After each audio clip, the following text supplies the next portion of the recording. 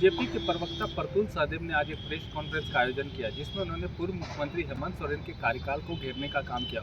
उन्होंने कहा कि झारखंड में लव जिहाद तो आपने सुना था, लेकिन हेमंत सोरेन के कार्यकाल में लैंड जिहाद का काम किया गया। उन्होंने कई आरोपियों के नाम तक गिनाए।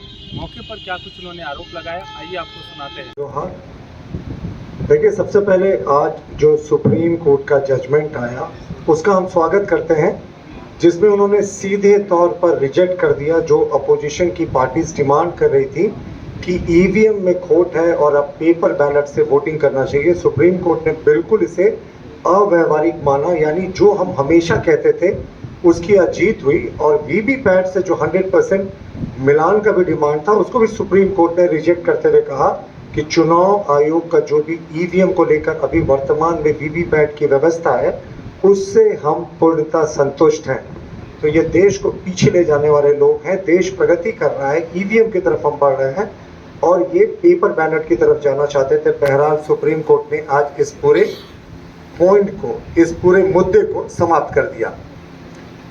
चलिए आज के मूल मुद्दे पे आते हैं। आपको एक तस्वीर दिखाते हैं। आपको भी याद होगी, एक बड़ी सुपरहिट पिक्चर आई थी,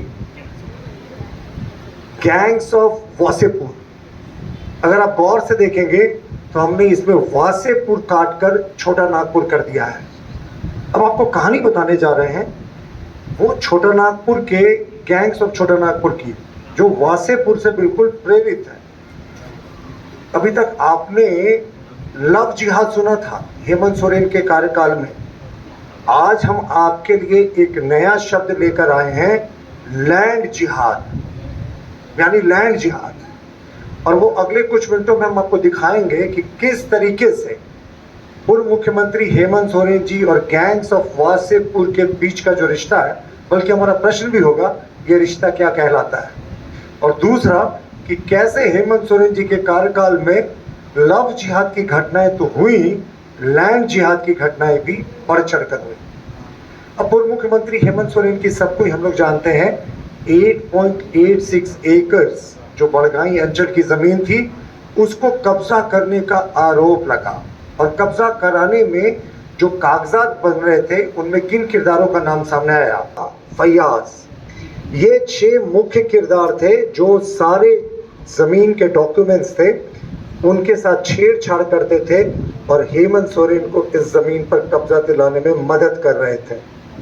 ये होता है लैंड जिहाद। 8 PM तो सबने सुना है ना।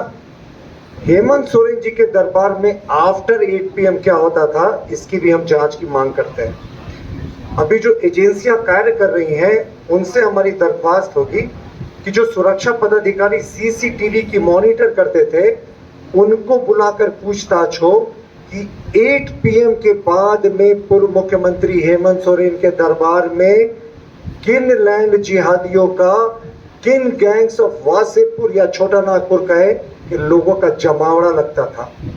सारी प्लानिंग वहीं से होती थी। भाई हमारे ये बहुत गंभीर आरोप है सरकार पर। सरकार के पास सारे रिकॉर्ड है, अगर इन्होंने नष्ट नहीं कर दिया है तो। सुरक्षा पदाधिकारी थे, अगर नष्ट भी हो गया होगा तो क्या ये सही है कि रात के 8 बजे के बाद इन गैंग्स ऑफ वासेपुर, छोटा नागपुर और इन लैंड जिहादियों को मुख्यमंत्री आवास में बिल्कुल एक्सेस था हेमंत सोरेन के कार्यकाल में? वो कभी भी जा सकते थे, कभी भी आ सकते थे। और देखिए, ये लैंड जिहादियों की कहानी यही खत्म नहीं होती। मैं आपको एक और तस्वीर दिखाता हूँ। ये तस्वीर आप देखें, ये भी बहुत डेंजरस तस्वीर है। ये भी आपने सबने पढ़ा कि जगन्नाथपुर, माफ कीजिएगा,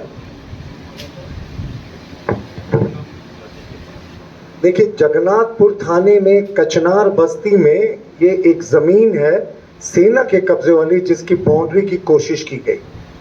ये कचनार में है। और देखिए किन लोगों का इसमें नाम आया और किस दलों से उनकी प्रतिबद्धता है। इसमें मुख्य साजिशकर्ता का जो नाम आया उसका नाम है जाकिर। जाकिर किस दल से है ये तो हम अब सरकार से जानना चाहेंगे कि सरकार और झारखंड मुक्ति मोर्चा स्पष्ट करे कि जाकिर और जेएमएम के बीच का रिश्ता क्या कहलाता है। अतीक, इकबाल, नासिर हुसैन, इकराम, अब्दुल जबर, सलीम, राशिद, मोहम्मद हुसैन, मोहम्मद मंजूर, मोहम्मद अनवर, इसमें से कई लोगों की गिरफ्तारियां हो चुकी है और कई लोग जेल जा चुके हैं। तो ये इनको बताना चाहिए कि ये आखिर कैसे सरकारी जमीन, सेना की जमीन सब पर कब्जा करने की कोशिश की गई और एक विशेष तबका था जो इस पर लगातार कब्जा कर रहा था। उस विशेष तबके के एक छोटे से समूह जिसे हम लैंड जिहादी का नाम दे रहे हैं, उन्होंने किस तरीके से सरकारी जमीन पर कब्जे का कोशिश किया। अब आप देखें कि जमीनी नहीं, हम लोग सब जानते हैं कि एक मुद्दे पर झारखंड मुक्ति मोर्चा काफी दिनों से खामोश है। हेमंत सोरेन के कार्यकाल में जमीनी नहीं लूटने का कार्य हुआ, बल्कि रोजगार लूटने का भी काम हुआ। अगर आप ईडी की चार्जशीट को देखेंगे जो उन्होंने हेमंत सोरेन के खिलाफ दाखिल किया है, तो उसमें जो विनोद, उनका जो मित्र मंडली का खासम खास था, उसमें और मुख्यमंत्री के बीच के चैट में एडमिट कार्ड्स थे। यानी ये सिर्फ जमीन के लुटेरे नहीं थे, ये पूरा गैंग, बल्कि ये रोजगार के भी लुटेरे थे। 25-25 लाख में डीलिंग की बात तो हम लोग सब सुनते हैं, लेकिन अभी तक झारखंड मुक्ति मोर्चा इस मुद्दे पर खामोश क्यों है? क्यों किसी ने इस बात को काटा नहीं कि नहीं साहब, विनोद और हेमंत के बीच का जो रिश्ता है वो सिर्फ मित्रता का है।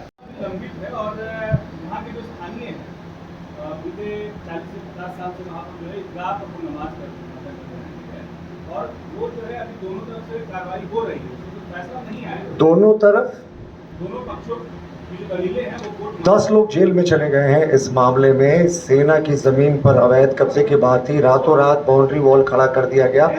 आपको अब मुझे बोलने देंगे, एक ही व्यक्ति प्रश्न करे ये उचित नहीं, बार बार सबको करने दें। आपने एक प्रश्न किया, मुझे उसका जवाब देने दें। रातों रात बाउंड्री वॉल खड़ा कर दिया गया, सेना की जमीन को कब्जे की कोशिश की गई, प्रथम दृष्टया मामले को सही माना गया, 10 लोग जेल में। कोई और प्रश्न?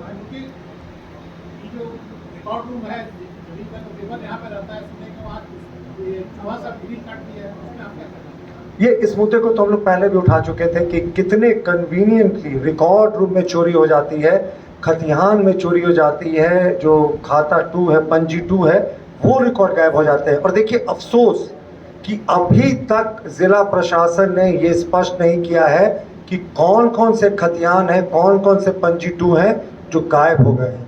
सिर्फ एक FIR की रस्म अदायगी हो गई है, लेकिन वो एक लिस्ट होता है कि किन किन जमीन के कागजात गायब हुए हैं। क्योंकि हमारा मानना है कि ये जो लैंड जिहादियों का मैंने आपको नाम गिनाया कि कैसे इनका गैंग्स ऑफ वासेपुर की तर्ज पर काम करता है इनका पूरा गिरोह, तो ये कोई बड़ी बात नहीं है कि और बड़े बड़े ज़मीनों का भी कब्जा का मामला सामने आया होगा और ये एक कवर अप ऑपरेशन है। नहीं तो इसके घटना को बीते हुए 10 से 15 दिन हो गए और अभी तक एडमिनिस्ट्रेशन ने वो लिस्ट नहीं दिया। और कोई प्रश्न? नेताजी, गांडेय के उपचुनाव के लिए जेएमएम ने उम्मीदवार मैदान में उतार दिया है, किस रूप में देखते हैं कल्पना सोरेन की मजबूत उम्मीदवार होना चाहिए? देखिए, प्रजातंत्र में सबको चुनाव लड़ने का हक है और ये तो होना ही था। सोरेन परिवार अपने परिवार से बाहर नहीं दिखता। मुझे लगता है राबड़ी देवी का एक्सपेरिमेंट वो दोहराने की कोशिश कर रहे हैं, पर ये झारखंड है। पिछले चुनाव के भी आंकड़ों को देखें तो एनडीए हम उस सीट पर 8000 वोटों से आगे था। ये अलग बात था, आजसू और भारतीय जनता पार्टी अलग अलग लड़ी थी।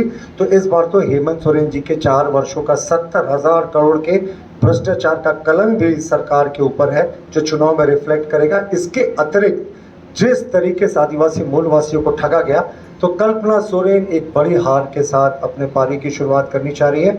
हम तो पहले भी कहते थे कि हम तो शुभकामनाएं भी देना चाहते थे, पर नहीं दे सकते, क्योंकि जब उन्होंने सोच लिया है कि बड़ी हार के साथ ही करियर की शुरुआत करनी है तो कोई नहीं रोक सकता। धन्यवाद।